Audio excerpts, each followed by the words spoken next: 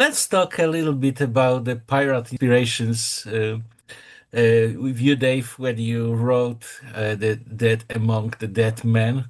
What were your inspirations back then? And when it was, maybe we can start and tell when Well, did you write this book? yeah, it was the early 90s, so a lot of people think maybe Pirates of the Caribbean was the inspiration, but Pirates of the Caribbean was quite a few years later than that. Um, I, if there's any kind of original inspiration as to why I would have chosen Pirates, it was probably um, Treasure Island, Robert Louis Stevenson's novel. Um, I I do remember when I decided to do Pirates, I thought I better watch a bunch of pirate movies.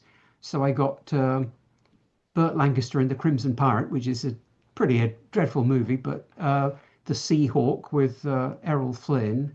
Um, a much better movie was Roman Polanski's Pirates with Walter Matthau. That was good fun. Um, I don't know why, because most pirate stories are set in the mid 1700s, the golden age of piracy, if that's what they call it. It's a bit like having the golden age of murder, but anyway. Um, for some reason, I wanted to do an Elizabethan setting, um, maybe just to be different. So I took the kind of idea of the era of people like Walter Raleigh and those kind of um, privateers that were active during the war, sort of Cold War between England and Spain, and that was really the Spain became Sidonia in the book, and England became Gloriane, and really that's that. I think John Dee became Dr. Wilde, the sorcerer. So that whole kind of idea of magic mixing in with a sort of historical setting, which Pirates of the Caribbean did so successfully. Unfortunately, I didn't get any royalties on their idea.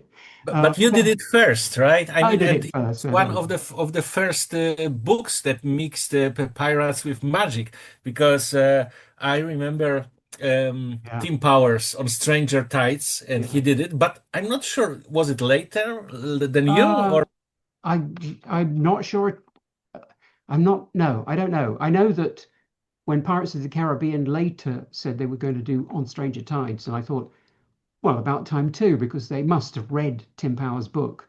But then they just bought the title. They didn't use the plot. It would might have been a better movie, I think, if they'd used Tim Power's story, but that has yet to be filmed, really.